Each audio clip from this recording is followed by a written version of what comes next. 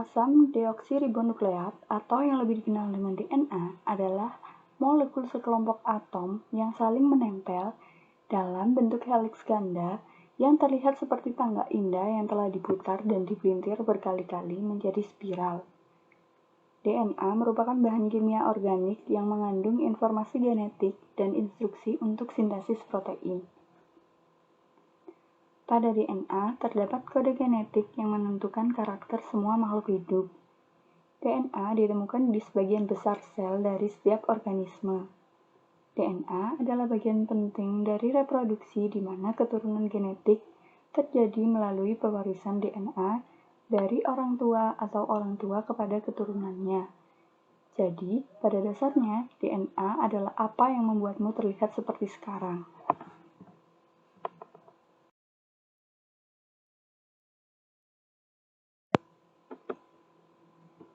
Struktur DNA rantai heliks ganda. Secara struktural, DNA merupakan polimer nukleotida di mana untuk setiap nukleotida tersusun atas gula deoksiribosa, fosfat, dan basa.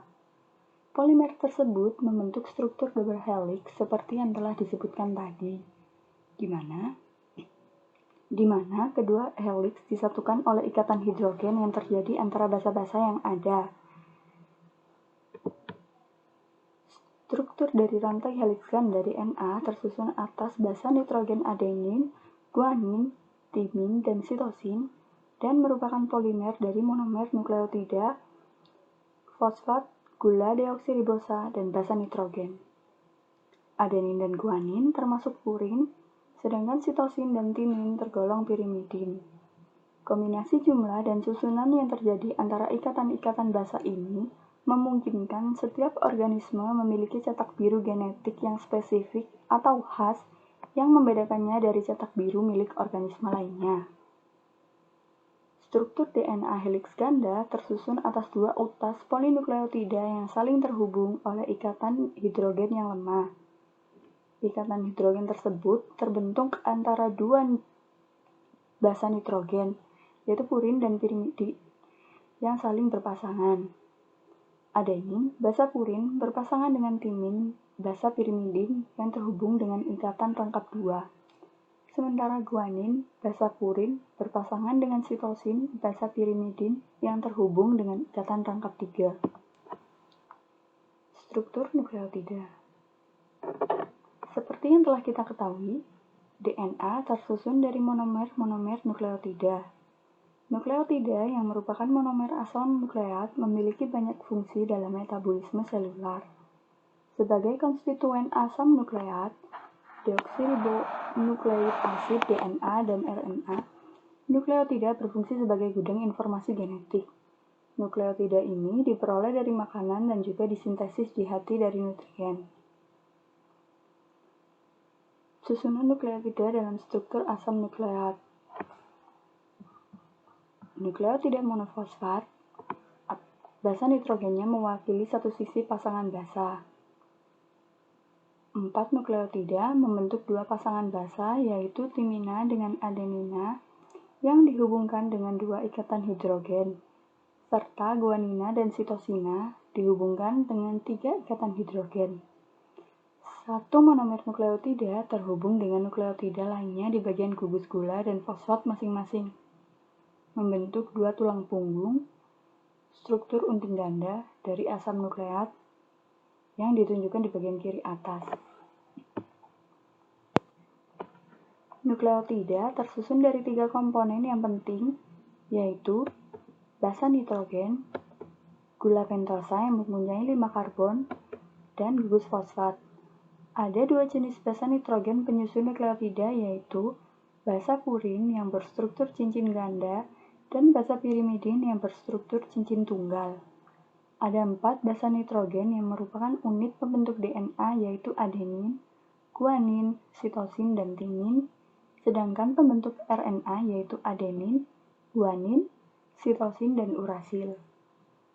Adenin dan guanin merupakan basa nitrogen jenis purin, sedangkan sitosin, timin, dan urasil adalah derivat pirimidin. Nukleosida Nukleotida yang merupakan nukleosida yang gugus gula pada sisi 5' primernya mengikat asam fosfat atau gugus fosfat dengan ikatan ester.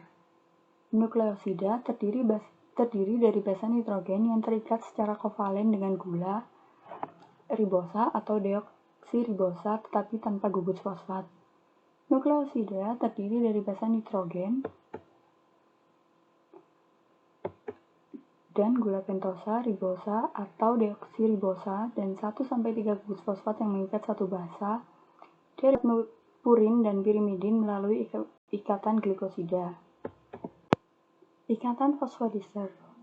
Pada asam nukleat terdapat pula ikatan kovalen melalui gugus fosfat yang menghubungkan antara gugus hidroksil OH pada posisi 5' gula pentosa dan gugus hidroksil pada posisi 3' gula pentosa nukleotida berikutnya. Ikatan ini disebut dengan ikatan fosfodiester. Semua ikatan fosfodiester dapat membentuk rantai panjang yang linear dengan polaritas spesifik pada ujung 5' dan ujung 3'. Ujung nukleotida yang memiliki posisi 5' dinamakan ujung 5', sedangkan ujung lainnya yang memiliki posisi 3' dinamakan ujung 3'. Berdasarkan konvensi, rantai single asam nukleat selalu digambarkan dengan ujung 5' dan ujung 3' pada kanan sehingga arahnya dari 5' menuju 3'. Basa nitrogen pada DNA adalah senyawa organik yang mengandung nitrogen dan bersifat basa. Dikenal dua jenis basa nitrogen, yaitu purin dan pirimidin.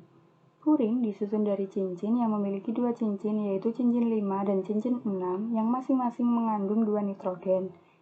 Pirimidin hanya memiliki cincin 6 yang mengandung 2 nitrogen. Adenin, basa purin, berpasangan dengan timin, basa pirimidin yang terhubung dengan ikatan rangkap 2. Sementara guanin, basa purin, berpasangan dengan sitosin, basa pirimidin yang terhubung dengan ikatan rangkap 3. Adanya pembentukan basa ini menyebabkan dua untai DNA saling melengkapi yang bersifat komplementer. Pembentukan basa juga memungkinkan satu untai DNA berfungsi sebagai cetakan untuk sintesis untai yang lain.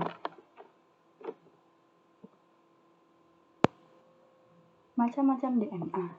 DNA terdiri dari 4 macam, yaitu yang pertama, aDNA. aDNA mempunyai 11 basa perputaran, lebih aktif dalam sel dibanding bDNA. Yang kedua, bDNA. bDNA mempunyai 1 basa perputaran, digunakan dalam replikasi RNA. Yang ketiga, zDNA. zDNA mempunyai 12 perputaran dan digunakan dalam penerjemahan RNA. Dan yang keempat, cDNA.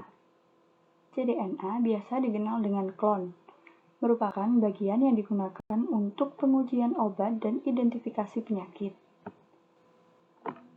Materi selanjutnya yaitu RNA. RNA atau asam ribonukleat adalah asam nukleat berantai tunggal polinukleotida yang pendek dan tidak terpilih yang tersusun atas monomer-monomer nukleotida dengan gula ribosa. RNA merupakan polimer yang disebut polinukleotida. Setiap polinukleotida tersusun atas monomer-monomer yang disebut nukleotida. Nukleotida sendiri adalah monomer penyusun RNA, DNA, dan beberapa kofaktor seperti CoA, FAD, FMN, NAD, dan NADP. Setiap nukleotida tersusun atas 3 bagian, yaitu basa nitrogen, gula pentosa, dan gugus fosfat. Yang pertama, gugus fosfat. Gugus fosfat adalah sebuah ion poliatomik atau radikal terdiri dari suatu atom fosforus dan 4 oksigen. Fosfor merupakan salah satu bahan kimia yang sangat penting bagi makhluk hidup. Yang kedua, gula ribosa atau gula pentosa. Ribosa atau D-ribosa adalah sebuah aldopentosa, sebuah monosakarida yang terdiri dari 5 atom karbon dan termasuk sebuah gugus fungsional aldehida dalam bentuk linearnya. Ribosa sangat penting bagi makhluk hidup karena ribosa memiliki peran sebagai sebuah komponen RNA yang digunakan untuk transkripsi genetika. Dan yang ketiga, basa nitrogen. Basa nitrogen pada RNA terdiri dari adenin, guanin, sitosin, dan urasil. Urutan basa-basa nitrogen tersebut dapat mengkode informasi genetik. Dalam genetika, basa nukleotida tersebut biasanya hanya disebut sebagai basa atau basa N. N adalah singkatan dari nitrogen karena memiliki gugus amina yang beratom nitrogen. Basa nitrogen dibedakan menjadi dua jenis, yaitu basa purin yang tersusun dari adenin dan guanin, dan yang kedua basa pirimidin yang tersusun dari sitosin dan urasil. RNA memiliki struktur yang mirip dengan DNA tetapi memiliki dua perbedaan. Molekul RNA mengandung gula ribosa di mana karbon nomor 2 berkaitan dengan gugus hidroksil. Sedangkan pada struktur DNA, gugus hidroksil tersebut diganti dengan atom hidrogen. Molekul RNA mengandung basa nitrogen urasil, sedangkan DNA mengandung timin. Jika struktur 3 dimensi DNA adalah double helix, maka struktur RNA adalah rantai tunggal. Jadi pada dasarnya, rantai RNA berupa polinukleotida tunggal. Namun, rantai tunggal yang terlipat dapat membentuk daerah double helix yang mengandung pasangan basa nitrogen, guanin sitosin, dan adenin urasil. Ikatan antara basa nitrogen dengan gula ribosa akan membentuk ribonukleosida atau nukleosida. Ikatan antara ribonukleosida dengan gugus fosfat akan membentuk ribonukleotida atau nukleotida. RNA dapat dihidrolisis oleh alkali menjadi 2' dan 3' diester siklik mononukleotida. Tulang punggung RNA tersusun dari deretan gugus fosfat dan gula ribosa. RNA berada secara bebas di dalam nukleoplasma dalam bentuk nukleosida trifosfat, seperti guanosin trifosfat, adenosin trifosfat, uridin trifosfat, dan cystidin trifosfat. RNA disintesis oleh DNA di dalam inti sel. Macam-macam RNA. Yang pertama, rRNA. rRNA disebut RNA ribosomal karena merupakan penyusun ribosom bersama dengan protein dalam sitoplasma sel. Selain membentuk ribosom, RNA juga berfungsi sebagai pengatur dalam sintesis protein. Sebagian kecil RNA berfungsi untuk menerjemahkan informasi yang dibawa oleh mRNA dan sebagian besar lainnya berfungsi untuk bergabung dengan asam amino untuk membentuk berbagai macam protein non-esensial. Yang kedua, mRNA atau RNA pembawa pesan. mRNA merupakan asam nukleat yang berbentuk pita tunggal dan merupakan RNA terbesar atau terpanjang yang bertindak sebagai pola cetakan pembentuk polipeptida. Fungsi utama mRNA adalah membawa kode-kode genetik dari DNA ke ribosom dan sebagai cetakan dalam sintesis protein. Dan yang ketiga, tRNA. tRNA atau RNA transfer merupakan RNA terpendek yang bertindak sebagai penerjemah kodon dari mRNA. Selain itu, tRNA berfungsi mengikat asam-asam amino yang akan disusun menjadi protein dan mengangkatnya ke ribosom. Pada tRNA terdapat bagian yang berhubungan dengan kodon yang disebut antikodon dan bagian yang berfungsi sebagai pengikat asam amino. DNA dan RNA memiliki perbedaan di antaranya yaitu rantai polinukleotida. Meskipun struktur primer DNA dan RNA umumnya serupa, konformasi keduanya sangat berbeda. Tidak seperti RNA yang umumnya ada sebagai rantai polinukleotida tunggal atau untai tunggal, DNA mengandung 2 untai polinukleotida yang saling terkait. Perbedaan struktural ini sangat penting untuk fungsi yang berbeda dari kedua jenis asam nukleat. Perbedaan kedua yaitu pada letak. Perbedaan DNA dan RNA dari segi lokasinya yaitu DNA dapat ditemukan di dalam nukleus dengan sejumlah kecil DNA yang juga ada di mitokondria, sedangkan RNA terbentuk di nukleolus dan kemudian bergerak ke daerah khusus sitoplasma tergantung pada jenis RNA yang terbentuk.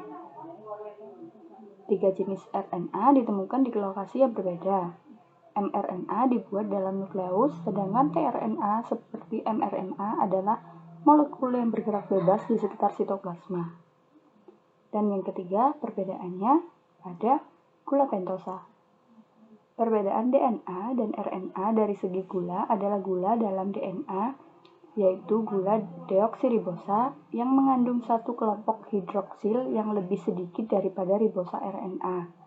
Sedangkan RNA mengandung molekul gula ribosa tanpa modifikasi hidroksil dari deoksiribosa. Perbedaan keempat yaitu pada basa nitrogen. Satu-satunya perbedaan lain dalam nukleotida DNA dan RNA adalah salah satu dari 4 basa organik berbeda antara dua polimer. Basa adenin, guanin, sitosin ditemukan di DNA dan RNA. Tetapi timin hanya ditemukan di DNA dan urasil hanya ditemukan di RNA. Perbedaan selanjutnya yaitu kadar. Kadar pada RNA dapat berubah karena adanya aktivitas sintesis protein, sedangkan kadar DNA tetap statis karena tidak dipengaruhi oleh aktivitas sintesis protein ataupun aktivitas genetis. Perbedaan terakhir yaitu fungsi. Perbedaan DNA dan RNA dari segi fungsi yaitu DNA berguna untuk mereplikasi dan menyimpan informasi genetik. DNA bisa dibilang adalah cetak biru untuk semua informasi genetik yang terkandung dalam suatu organisme. Namun, itu hanya dalam jangka pendek. Dalam jangka panjang, DNA merupakan perangkat penyimpanan, sebuah flash drive biologis yang memungkinkan cetak biru kehidupan dapat diturunkan antar generasi. Sedangkan RNA berfungsi mengubah informasi genetik yang terkandung dalam DNA ke format yang digunakan untuk membangun protein dan kemudian memindahkannya ke pabrik protein ribosom. RNA berfungsi sebagai pembaca yang menerjemahkan flash drive dari DNA. Selanjutnya yaitu dogma sentral. Dogma sentral biologi menjelaskan mengenai proses perubahan gen dari DNA menjadi RNA dan RNA menjadi protein. Dogma ini menjelaskan bagaimana proses pembacaan materi genetik menjadi protein yang berperan di setiap tahap metabolisme di dalam tubuh suatu organisme. Sebagai pembawa informasi genetik, DNA mempunyai dua fungsi utama, yaitu yang pertama, membuat salinan yang tepat daripada dirinya sendiri pada waktu proses replikasi atau duplikasi. Dan yang kedua, meneruskan kode-kode informasi yang dimiliki ke mRNA pada waktu proses transkripsi. Dengan demikian, mRNA kelaknya dapat menerjemahkan informasi-informasi bahasa dalam 4 huruf daripada asam nukleat ke dalam bahasa dalam 24 huruf daripada protein. Konsep ini merupakan dasar yang terkenal sebagai dogma sentral yang dikemukakan oleh Crick pada tahun 1958. Dogma sentral biologi terbagi dalam 3 tahap, yakni yang pertama, replikasi DNA. Secara umum, replikasi bahan genetik merupakan proses pengkopian rangkaian molekul bahan genetik DNA atau RNA sehingga dihasilkan molekul anakan yang sangat identik. Meskipun konsep dasar replikasi antara struktur bahan genetik yang satu dengan yang lainnya adalah serupa, namun diketahui ada banyak perbedaan dalam hal mekanisme rincinya.